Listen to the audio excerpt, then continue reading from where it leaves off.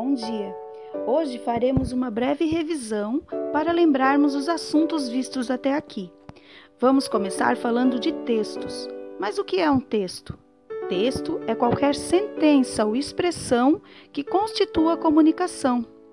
Existem os tipos textuais e os gêneros textuais. Tipo textual seria a estrutura do texto, e gênero textual é o uso dessa estrutura no cotidiano. Vamos rever alguns que aprendemos nesses 2 bimestres. Existem os não verbais, que não usam palavras. Um semáforo, por exemplo, ele transmite uma informação sem escrita. E os verbais, que utilizam as palavras. Se pegarmos o tipo textual narrativa, veremos que ele lembra uma historinha, contar uma história, uma estrutura que tem a ver com a parte de personagem, com características próprias, como o personagem, o espaço, que é onde ocorrem as ações, o tempo, que é a duração ou período, o narrador, que pode ser primeira pessoa, fazendo parte da história, ou terceira pessoa, estando longe apenas observando e contando. Nesse caso, tem a ver com a escrita, um uso correto do verbo. E a trama e o enredo, que é sobre do que estamos contando. Vamos ver alguns desses gêneros narrativos que aprendemos. A crônica, por exemplo, é um texto baseado no cotidiano.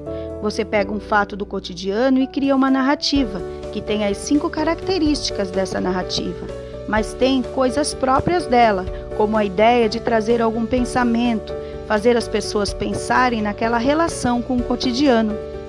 Temos o conto, que já é diferente da crônica. Ele é algo fictício, que tem o clímax e o desfecho, também uma narrativa curta. A piada, você conta toda uma história e no meio tem uma quebra de expectativa, criando o humor. A tira ou tirinha, como é conhecida, ela conta uma história curta, mas ela conta. Existe também o gênero literário, que também é bem comum. Temos o poema, que é um exemplo de gênero lírico, que trabalha com sentimentos e emoções, e musicalidade. Ele é dividido em versos e estrofes. Os versos são linhas e as estrofes é a coletânea de linhas. Ou seja, eu posso fazer uma estrofe com 4 versos ou 4 linhas.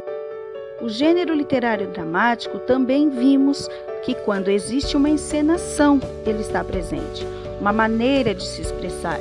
Podemos citar, além do conto, a crônica, o romance, a novela, a fábula, que também existe em forma de prosa, ou seja, de narrativa, como característica dela. Citando a fábula, precisamos lembrar que elas eram transmitidas antigamente oralmente.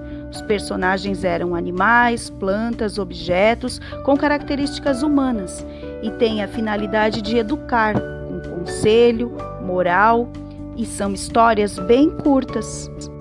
A história em quadrinhos é um gênero artístico literário que pode ser humorístico, utilizando um recurso para provocar um efeito de sentido no interlocutor. Ele pode ser usado a ambiguidade, ou seja, 2 sentidos de interpretação. Nele é usada a variedade linguística, ou seja, diferentes formas de falar que estão relacionadas ao tempo, à profissão, ao grau de escolaridade, faixa etária, região e que favorecem essa variação na fala, ampliando a compreensão da língua. Na história em quadrinhos existe o enredo, o lugar, os personagens, o tempo e o desfecho. A mensagem é associada à imagem. O discurso é apresentado em balões, o que produz uma interação entre o personagem e o leitor.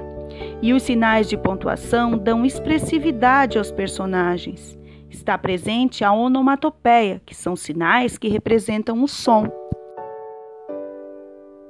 Além do tipo narrativo, existe o tipo descritivo, que descreve o ambiente, o personagem, roupas, para constituir o imaginário do leitor. Nele entra a reportagem, descreve, por exemplo, um acidente, como depois informar pessoas envolvidas e tudo mais. Nela não se tem opinião, normalmente apenas conta o que aconteceu, contando e apresentando fatos. Temos também a notícia, que é um gênero jornalístico, que trata de fatos reais, informa a sociedade sobre acontecimentos importantes. Esse gênero é impessoal, o autor não se coloca no texto e imparcial, ele não defende nenhum dos lados. Ela é objetiva e é composta de título, subtítulo e corpo do texto. A escrita geralmente está no presente. Temos ainda o texto instrutivo, onde dá uma ordem, como uma receita, um manual que se segue passo a passo. O convite, que é um tipo de correspondência enviado a alguém com o objetivo de chamá-lo para algum evento, que possui destinatário, para quem vai, o evento, para qual está sendo convidado, o local e a data do evento, e o remetente, quem está enviando. Temos também o texto de divulgação científica, que é um texto mais elaborado, feito através de pesquisa com resultado de investigação sobre o tema, com a finalidade de transmitir informações e o conhecimento científico, e outros tipos de gênero que veremos posteriormente. Agora vamos relembrar a gramática. Vamos começar com pontuação. Pontuar existe para auxiliar nas intenções da fala. Nos expressamos usando entonação, que ajuda na comunicação. Fazemos isso usando a pontuação. Veremos algumas regras. O ponto final é usado para mostrar que terminou de escrever uma frase ou um pensamento, uma ordem ou uma abreviação. O ponto de exclamação dá a ideia de surpresa, mostra sentimento de susto, alegria, grito, espanto. O ponto de interrogação é usado para fazer um questionamento, uma pergunta. A vírgula, que tem várias funções, no vocativo, quando explicamos um termo anterior da frase, em datas, em endereços, em elementos de enumeração, entre outros. Vimos também os verbos, que são palavras relacionadas a fazer, sentir e ser. Essas palavras nos indicam ações que realizamos. Ela pode estar no infinitivo, que seria terminar em ar, er e ir, ou seja, o infinitivo seria o nome do verbo. Existem então os tempos verbais, ontem, hoje e amanhã, ou seja, presente, passado e futuro. Verbos usamos na nossa fala, na ação que realizamos, e saber como encaixá-los é o importante. Conjugar um verbo é encaixá-lo corretamente na frase para ser entendida. A concordância verbal já é a relação harmônica que se estabelece entre o verbo e o sujeito na construção de um determinado período. Com um sujeito simples, o verbo concorda com o sujeito em relação ao número, ou seja, singular ou plural, e em pessoa, eu, tu, ele no singular e nós, vós e eles no plural. Também temos o sujeito composto, onde o verbo deve concordar com o plural. No estudo das sílabas, vamos retomar a separação e a classificação. Cada grupo de fonemas, ou seja, os sons, são pronunciados numa só emissão de voz. E isso dá-se o nome de sílaba, e elas são classificadas em monossílabas, possuindo apenas uma sílaba, exemplo a palavra mãe, dissílabas possuindo duas sílabas, exemplo a palavra café, trissílabas possuindo três sílabas, exemplo a palavra cinema, e polissílabas possuindo 4 ou mais sílabas, exemplo a palavra avenida. Temos ainda algumas regras. Não se separam dígrafos, ou seja, CH, LH, NH, GU, QU. Não se separam encontros consonantais, exemplo PSI, de psicólogo, e FRI, de frio. Separam-se as vogais com hiato. Hiato é quando duas vogais ficam em sílabas separadas, exemplo, caatinga. Separam-se as letras dos dígrafos, RR, SS, SC, SC cedilha e X e C. Vimos também a acentuação gráfica. Acentuar existe para representar o mais próximo da fala à escrita. As palavras têm uma sílaba mais forte e dentro dessa tonicidade elas se dividem.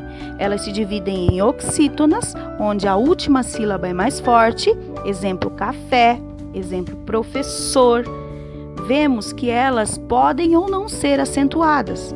Para serem, tem que além de ter a última sílaba mais forte, essa palavra terminar em A ou AS, E ou ES, O ou OS, E ou ENS ou ditongo.